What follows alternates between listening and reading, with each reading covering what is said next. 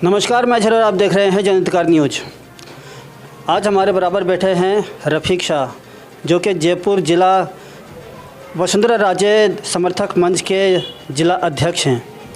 अभी इनको कुछ दिन पहले ही इनको ये उपाधि मिली है, तो हम इनसे जानते हैं कि ये इस उपाधि को लेकर किस तरह से काम करेंगे और किस तरह से वसुंधरा राजे को इस बार विधानसभा चुनाव में जिताने की प्रक्रिया या प्रयास करेंगे। सबसे पहले तो हमारे चैनल पर आपका स्वागत है।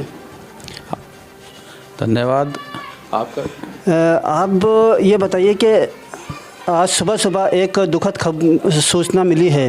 जो प्रधानमंत्री हैं उनकी माताजी का इंतकाल हो गया है और उसको आज मुखाग्नि दी गई है। तो हमारे चैनल की तरफ से तो उनको श्रद्धांजलि दी जाती है और शत नमन हमारी तरफ से। आप भी देना चाहेंगे? मेरी तरफ से भी नरेंद्र मोदी जी की माताजी को श्रद्धांजलि और नमन करता हूँ। ये जो आपको पद मिला है, इस पद के लिए आप किस तरह से काम करेंगे? वसुंधरा राजे जी ने जो काम किए हैं और जो सरकार जब भी आई और वसुंधरा राजे ने जो काम किए उस काम को उपलब्धि बताते हुए घर घर जाकर हम वो बताएंगे कि हमारे वसुंधरा राजे जब मुख्यमंत्री रही तो उन्होंने किस तरीके से मुसलमानों का और पूरी 36 की 36 कौमों को साथ लेकर चलने का कैसे कैसे काम किए, किस तरीके से काम किए, गरीबों को साथ लेकर चली, गरीबों के जो भी काम थे वो गरीबों के काम किए और जो सुविधाएं मिलने की थी गरीबों को उस तरीके से उनको मिली गई। अल्पसंख्यक जो मुसलमान हैं उन लोगों को भी अल्पसंख्यक मामलात में सब चीज़ें दी गई। मदरसा बोर्ड थे, मदरसा बोर्डों के अंदर बच्चों के लिए खाने का प्रोग्राम, कंप्यूटरों का इंतज़ाम, मदरसे के जितने मदरसे राजस्थान के अंदर आते थे सब में कंप्यूटर वगैरह और खाने का इंतज़ाम हमारी सरकार की तरफ से किया जाता था और करते आए। और अब भी अगर हमारी सरकार आएगी तो हम वैसे ही काम करेंगे जैसे जिस तरीके से पहले हमारी वसुंधरा राजे जी ने जो काम किए हैं उसी को हम उपलब्ध कराएंगे और सब तरफ जा के घरों के अंदर जाके हम उनको बताएंगे कि भाई इस तरीके से हमारी वसुंधरा राजे जी ने ये काम किए थे, हम उस तरीके दोबारा से हमें चांस दिया जाए। जैसा कि आपने मदरसा और वक्फ बोर्ड के बारे में बताया, सिविल लाइन में एक मस्जिद और मदरसे की समिति गठित को लेकर वहाँ के जो मुस्लिम हैं करीब 4 महीने से धरने पर बैठे हैं और जो खानू खान है वो ना तो इस पे जांच बैठा रहे हैं और ना ही इस पे कोई कार्रवाई कर रहे हैं और ना ही उस समिति को बर्खास्त कर रहे हैं। मेरी भी जानकारी में थी वो चीज़ और मैंने उस मस्जिद में नमाज ही पढ़ी थी। 2 हफ्ते पहले मैंने नमाज अदा की थी वहाँ पर और वहाँ पर वही प्रदर्शन हो रहा था। उसके अंदर मैं कहूँगा खानू खान जी से कि या तो उसमें जांच बिठानी चाहिए और जांच बिठाकर उसको जिस तरीके से आपको हल करना है उसको तरीके से करना चाहिए। ऐसा नहीं करना चाहिए कि मनमानी काम जो है नहीं होने चाहिए, क्योंकि हमने देखा कि मनमानी काम हो रहे हैं। या तो उनको संतुष्ट किया जाए, जो वहाँ के लोग जो कर रहे हैं उनको संतुष्ट किया जाए, या जांच करा के संतुष्ट हो जाएंगे तो ठीक है और नहीं तो उसको कमेटी को बदला जाए।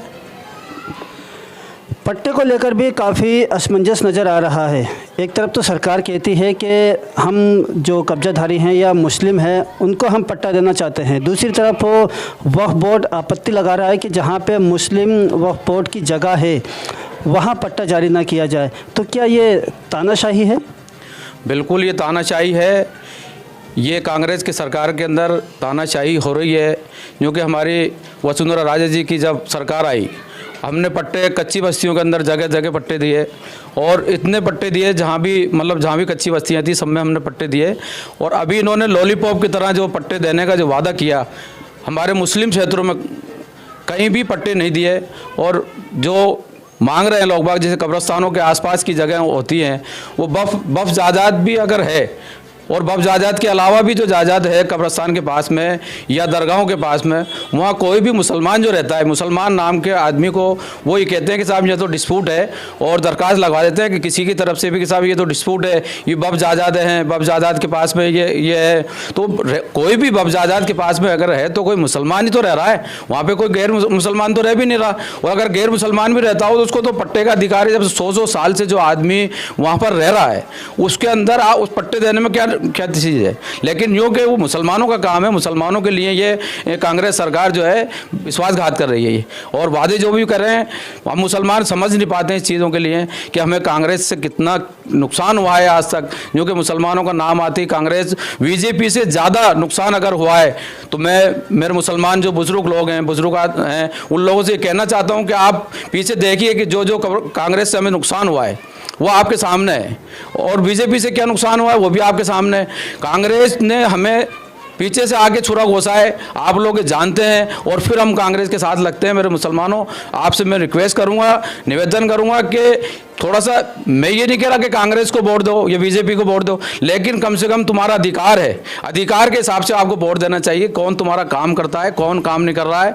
जैसे कि आज वक्फ जायदादों का जो मामला है, इसमें मुसलमानों का ही हक है, क्योंकि मुसलमान का वक्फ जायदाद में मुसलमान ही है। लेकिन जहाँ जहाँ भी करबला को लेके, करबला देखिए, जब से ये कांग्रेस सरकार आई है तो वहाँ क्रिकेट का एक मुद्दा बना दिया, और मुद्दा बना के वहाँ पे जो मुसलमानों की बेइज्जती की गई, ये हमारे महेश जोशी जी के उसके अंदर की गई है और कांग्रेस सरकार में की गई है।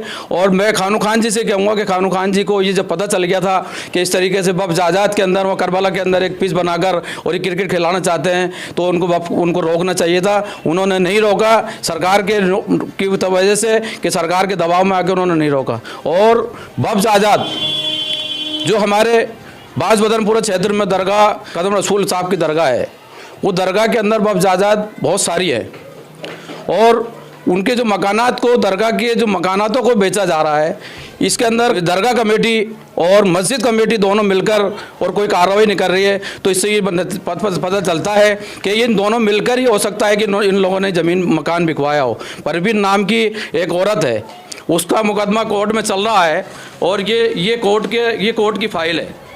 इसमें कोर्ट में मुकदमा चलते हुए उस मकान को बेचा गया है, उसमें कब्जा भी संभला दिया गया है, और मोहल्ले के लोगों को सबको मालूम भी चल गया है। और मैंने डिप्टी मेयर साहब को भी कह दिया, और खानू खान जी को भी मैंने फ़ोन पे भी कह दिया कि भाई साहब इस तरीके से यहाँ पे ये वक्फ जायदाद है, ये मकान बिक गया है और मुकदमा कोर्ट में चल रहा है। और आज 15 रोज़ के करीब हो चुके हैं, लेकिन आज तक ना तो कोई महल्ले वाले ने, किसी ने कार्रवाई की है, और ना डिप्टी मेयर साहब ने उस पर कार्रवाई की, और ना खानू खान जी ने कोई कार्रवाई की है। बल्कि वो कह रहा है साहब मुकदमा चल रहा है तो वो कोई लेके नहीं जाएगा, मुकदमा चल रहा है वो हम देख लेंगे उसके अंदर। तो इसमें तो ये धराधरी लग रहा है कि ये मिली भुगत से जो काम हुआ है, ये मिली भुगत से चल रहा है ये काम, क्योंकि कोई किसी की ताकत नहीं है कि इस तरीके से मुकदमा चलते हुए के अंदर कोई भी मकान जायदाद ले ले। और वक्फ जायदाद को इस तरीके से ली गई है। आप बड़े अफसोस की बात है, कोई मुसलमान इसको बोल नहीं रहा है, क्योंकि मुसलमान जो भी हैं उनको अधिकार है मुसलमानों को कि वक्फ जायदाद, मस्जिद हो, मदरसा हो और कब्रस्तान हो, दरगाह है, उन पर अधिकार होता है कि कोई भी मुसलमान उसको जाके रोक सकता है, उसका अधिकार है कि मुकदमा भी कर सकता है। लेकिन कोई मुसलमान इस बात को ध्यान नहीं दे रहा है। हम लोग अगर वहाँ जाते हैं तो ये लोग कहते हैं कि साहब ये तो बीजेपी के लोग हैं, इस तरीके से खाली मुद्दा बनाना चाहते हैं। तो मेरे दोस्तों, ये मुद्दा, ये मैं आपको मैं दिखाना चाहता हूँ कि देखिए ये मुकदमा चल रहा है, ये परवीन नाम का मुकदमा चल रहा है, कोर्ट के अंदर वक्फ बोर्ड में चल रहा है। और एक जमीला बेगम पार्षद, उनके साहबजादे शाकिर भाई ने भी एक मकान ले रखा है, उस पर भी मुकदमा चल रहा है। तो मैं ये कह रहा हूँ कि कांग्रेस के लोग, कांग्रेस के नेता इस बात पे ध्यान नहीं दे रहा है कि वक्फ जायदाद को किस तरीके से मतलब बर्बाद करी जा रही है। भाई मुसलमान जो कांग्रेस के नेता हैं वो खाली वक्फ जायदादों के ऊपर ही कांग्रेस नेतागिरी कर रहे हैं। उनको कम से कम शर्म आनी चाहिए कि जो वक्फ जायदाद हो उसके ऊपर इस तरीके से नहीं करना चाहिए। एमएलए कांग्रेस के है, सरकार कांग्रेस की है, तो उनको कार्रवाई करनी चाहिए। ये तो खुद ब खुद ही अपने आप में ले लेके और उनको मतलब खुद कब्जा कर रहे हैं, क्योंकि उसके अलावा और भी ज़मीन, मदरसा है। लेकिन आप मदरसे में जाकर देखिए कि मदरसे में गाड़ियाँ वहाँ पे रखी जाती हैं, उनसे पैसे वसूले करे जाते हैं, शादियाँ करी जाती हैं, शादी वालों से पैसे वसूल करे जाते हैं, लेकिन वहाँ पे मदरसा नहीं चल रहा है। हमने कुछ कमेटी वाले, जो दरगाह कमेटी वाले हैं, उनसे कहा कि भाई मदरसे चालू करो, बच्चों को वहाँ पे पढ़ाओ। तो मदरसे वालों ने सिर्फ अपने दरगाह के अंदर एक दरगाह में अलग से मदरसे का चालू करा है, वो बच्चों को पढ़ाने का चालू करा है। वो भी हमने उसके अंदर कहा, बहुत सारे कई बार हमने मीटिंग ली, हमने कहा कि भाई यहाँ पे चालू करो, तो उन्होंने दरगाह के अंदर बच्चों को पढ़ाने का काम चालू करा है। आज माशाल्लाह उसके अंदर मेरे अंदाज से 80-90 बच्चे पढ़ रहे हैं उसके अंदर। लेकिन जो मदरसा है मैं चेयरमैन साहब से ये कहना चाहता हूँ कि जब आप मदरसा आपके अंडर में है और वक्फ बोर्ड का पूरा आपके अंडर में, तो आपको ये चाहिए कि जो कमेटी है, ये अलग अलग जो कमेटी बनकर जो काम कर रही हैं और शादियाँ करा रही हैं मदरसों के अंदर, इसके अंदर आपको देखना चाहिए, इसके अंदर आपको कार्रवाइयाँ करनी चाहिए। और नहीं तो फिर ऐसा है कि तो हमें तो ये ऐसा लग रहा है कि आपको कोई मिली भुगत से इस तरीके से काम कर रहे हैं, तो ये ऐसा नहीं होना चाहिए। इंशाल्लाह अगर आई हमारी सरकार, अगर बीजेपी सरकार आई तो इसके अंदर सबसे पहले वक्फ जायदादों के अंदर हम इसके अंदर ध्यान देंगे और ऐसा नहीं होने देंगे जिस तरीके से हमारे बांसबदनपुरा क्षेत्र में हो रहा है। जैसा कि हमने देखा है कि अभी महापौर, उप महापौर, उन सब ने एक सफाई अभियान चलाया और सफाई करते हुए भी नज़र आ रहे हैं। अब नाइट में भी सफाई होगी, लेकिन सिटी में तो नाइट में सफाई होगी, मुस्लिम क्षेत्रों में दिन में सफाई नहीं होती। इसके ऊपर क्या कहेंगे आप? ये तो देखो, सफाई का जो अभियान है ये तो हमारे नरेंद्र मोदी जी का अभियान था और हमारी जब सरकार आई तो हमने सफाई का अभियान को रात और दिन हमने हिंदू और मुसलमान को नहीं देखा और सब क्षेत्रों के अंदर सफाइयाँ कराई। लेकिन जो आज कांग्रेस सरकार है, ये कांग्रेस सरकार सिर्फ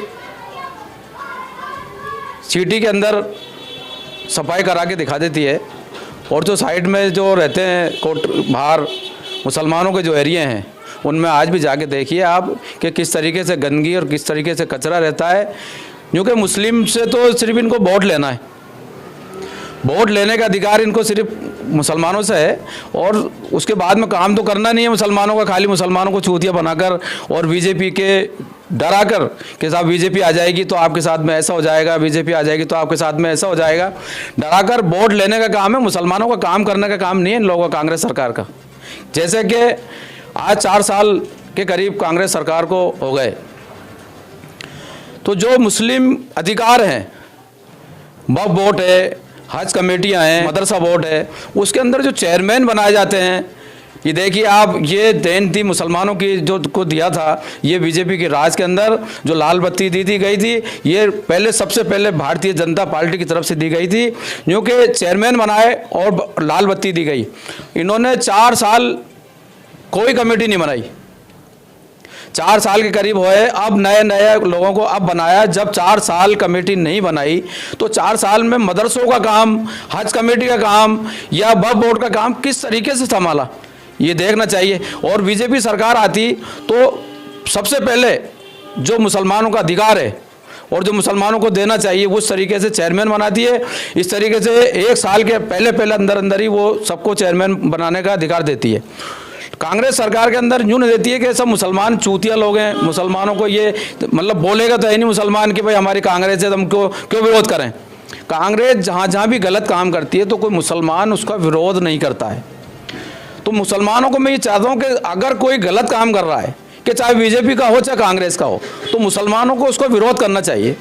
लेकिन जहाँ कांग्रेस का काम आता है तो मुसलमान जो है घर में जाके बैठ जाता है, विरोध करता नहीं है। तो मेरे मुसलमानों से ये कहना चाहता हूँ कि विरोध उसका करना चाहिए कि जो गलत काम तुम्हारे इलाकों में कर रहा है या तुम्हारी वो सरकार बना के गलत काम कर रहा है, कि ये तो उसका विरोध करना चाहिए। मुसलमानों को जागना चाहिए, क्योंकि भारतीय जनता पार्टी ने आपको जगा दिया है। अब जागने का टाइम है तो तुम जाग नहीं रहे। कांग्रेस आती है अपने आप तुम सो जाते हो और बीजेपी का नाम लेते हो कि बीजेपी वालों ने इस तरीके से कर दिया है, उस बीजेपी वालों ने इस तरीके से कर दिया।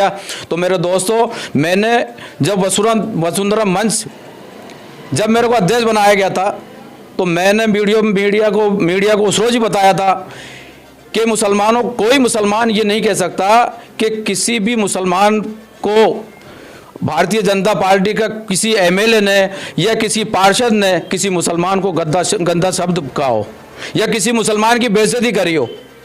आप कोई भी मुझे आज भी बता दें कि राजस्थान के अंदर किसी भी नेता ने, किसी मंत्री ने, किसी एमएलए ने अगर मुसलमानों के साथ में कोई गलत काम किया है तो आप बताइए।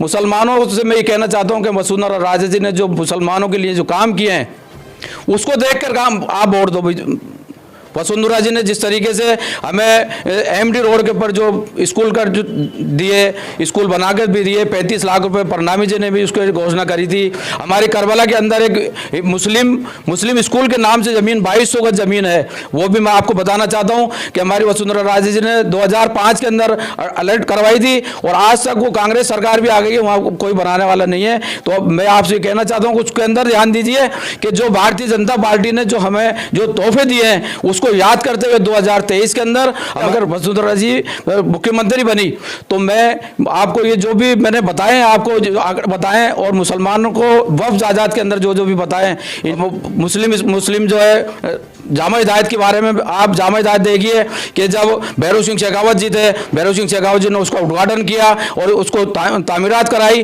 और किसी तरीके से भारतीय जनता पार्टी से ने कभी मुसलमानों के साथ में कोई गलत काम नहीं किया। तो मैं तो आपसे ये अपील करना चाहता हूं कि भारतीय जनता पार्टी को मजबूत करो और वसुंधरा राजे जी को 2023 के अंदर मुख्यमंत्री बना के